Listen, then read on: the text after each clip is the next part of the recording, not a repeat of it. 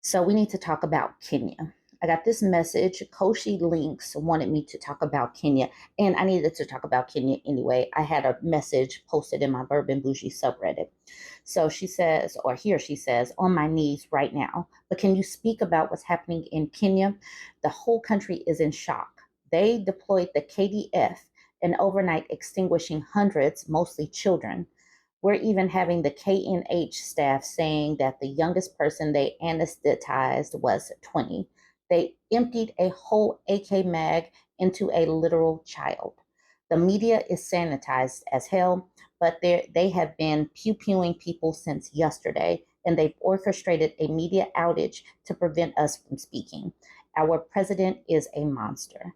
I asked her to give me more details about what is going on the ground, because I did look up the current news article. So the CNN headline is Chaos in Kenya as protesters storm parliament.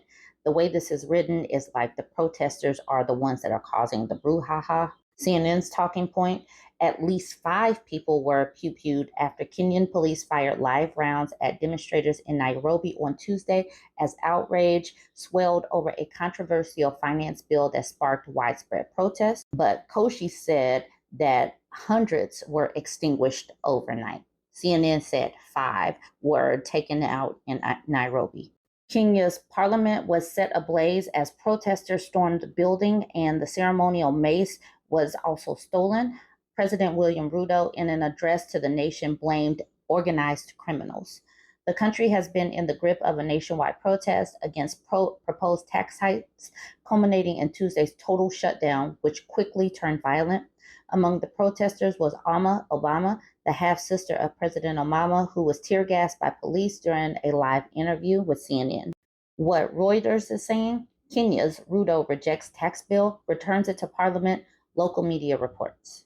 Kenya's President William Ruto on Wednesday declined to sign a highly contentious finance bill that has sparked nationwide deadly protests and has sent it back to Parliament for amendments, Kenya Star newspaper and KTN News reported. Police opened fire on crowds who massed around Parliament on Tuesday and later broke into Parliament buildings minutes after lawmakers had voted through the tax hikes, seeking to raise an additional $2.7 billion. Kenyan protesters vowed on Wednesday to keep up their demonstrations against new tax hikes, a day after violent clashes outside of Parliament and across the country left at least 23 people extinguished and scores wounded. The Star newspaper reported it had been informed by sources in Ruto's office that the president had proposed a raft of amendments which members of Parliament will have to consider. Ruto, who is facing the most serious crisis since coming into power almost 2 years ago, will address the nation. Reuters Daily Briefing. Okay, so that is what Reuters is saying. A week ago, Traditional Size says, honestly, just a vent. I should have posted when she posted this. I didn't, so I'm rectifying that now. She says, I'm seeing loads of classmates and former schoolmates up in protest in my home country of Kenya over a proposed financial bill, and honestly, it's so bogus. They're basically selling our future here. They can't even justify passing this bill without sounding like they're spouting BS. First, they targeted bread. Now they're targeting zero-rated items. These zero-rated items are bare necessities vital to people's lives, and now they want to impose a tax that would basically skyrocket their costs. Things like insulin, female sanitary products, necessary items people can't live without and can barely afford even in the current economy, are going up in price significantly. Even the cost of cancer treatment is going up. So I don't know, if you get the disease, it might be cheaper to get cheap treatment abroad. They're acting so desperate for money, yet just the cost of one of their homes can fund an entire constituency for a whole fiscal year. No cause. Let's talk about it. These men are living in, I guess, really expensive homes with helicopter pads and jacuzzis, basically saying food and pads aren't necessities and can be taxed. Wait a few months and you'll hear the same baboons in Parliament talking about increasing their allowances and salaries. I'm honestly so mad right now because what? Are they expecting us to stop menstruating or just magically quit needing food, baby formula, or insulin? So that was that first post. And as someone says, as we come marching, marching, we're standing proud and tall. The rising of the women means the rising of us all. Our days shall not be sweated from the birth until life closes. Hearts starve as well as bodies. Give us bread, but give us roses. As we come marching, marching, unnumbered women dead, go crying through our singing their ancient call for bread. Small art and love and beauty, their trudging spirits new. Yes, it is bread we fight for, but we fight for roses too. Bread and roses. All right. She continued to vent about her country. She says, another vent, I'm still mad. She says, so my country has or had been experiencing unprecedented surge in femicides. I'm talking tens of women turning up dead in a single month, usually at the hands of men. Meanwhile, all this crap is happening. Podcast bros are making fun of these victims, and people are having a crisis. And the women's rep, the representative, nowhere to be seen or heard. It was only when hit the fan and protests were moving through the streets that she finally showed herself. Speaking of her, I don't like to criticize a sister, but holy crap. I cannot put into words how much clownery is going on with her. Tens of women were turning up dead, unalive, mutilated, mocked, even after death. The newspapers were literally flooded with titles like Women Poked to death by her boyfriend or a woman dismembered, placed in paper bags and left beside the highway. And what was she doing? Posing for an article about how I am polygamous and not ashamed, before dropping an extremely sugar-coated story about how her sleazy husband, who, by the way, despite being a billionaire, cannot afford child support, was cheating on her and having no other options, decided to go with it.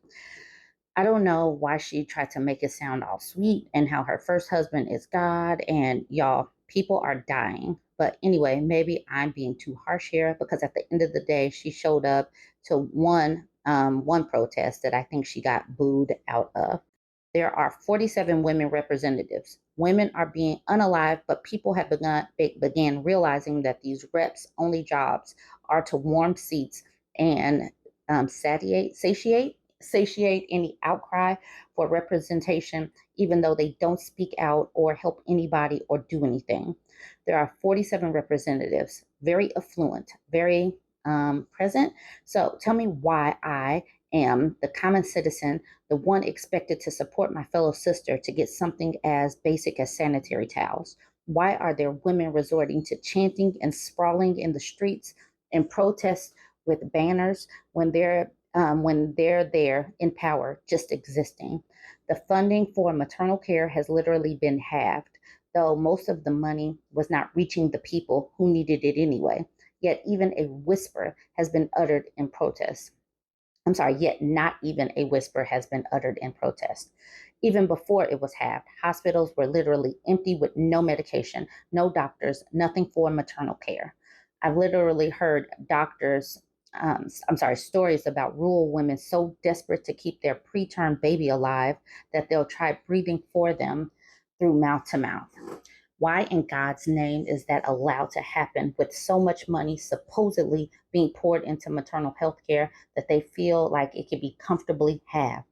They like to go on and on about the free sanitary pad program, and even talked about how they should come every term like 9 to 12 packs in total, meant to last the whole year. But let me tell you, in my 4 years of high school, those promised pads, super bad quality, only came once and they were never heard of again. And now they want to tax sanitary products that people already can't access, but our beloved reps are still there, sitting like hens on their nearly 1 million cush monthly salary. Anyways, I just really needed to get that out of my system. Thanks for coming to my long as hell rant. I'm going to end with some of the pictures that she posted in my group. All of the pictures that she posted had women prominently displayed.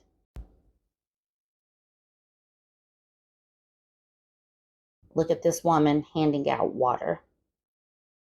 Another woman holding up a sign talking about the bill. Look at this woman posing. What is going on globally is atrocious, and we got to speak up for these people because the news is sanitizing things. Like, comment, share. This week, Kenya is revolting, and we're calling upon all people of goodwill, lovers of freedom and justice, to stand with the people of Kenya. Kenyans in the diaspora, stand with our brothers and sisters on the ground who are putting their bodies on the line to rail against this government that has decided to gamble with our futures, that has decided that it is more important to please the IMF and World Bank than to put food on the tables of Kenyan people. This revolution is being led by Kenya's youth. It's not only about rejecting the finance bill, it is also about accountability, calling for accountability for the gross misappropriation of public funds, going back several decades, going back several presidents. It is about the loss of manufacturing and processing industries in this beautiful country, loss of so many jobs. It is also about a government that is refusing to move with the times, a government that is stifling the creative pursuits, the creative industry of its young people. This is a time for radical change, and we call upon everyone. Kenyans in the diaspora, do not put your heads in the sand. Tunafanya kazi usiku na mchana to make something for ourselves, to take it back home, to buy land. Now, with this current trajectory, there will be no land to buy. There will be no home to go back to. Tuamkeni. This revolution needs all of us.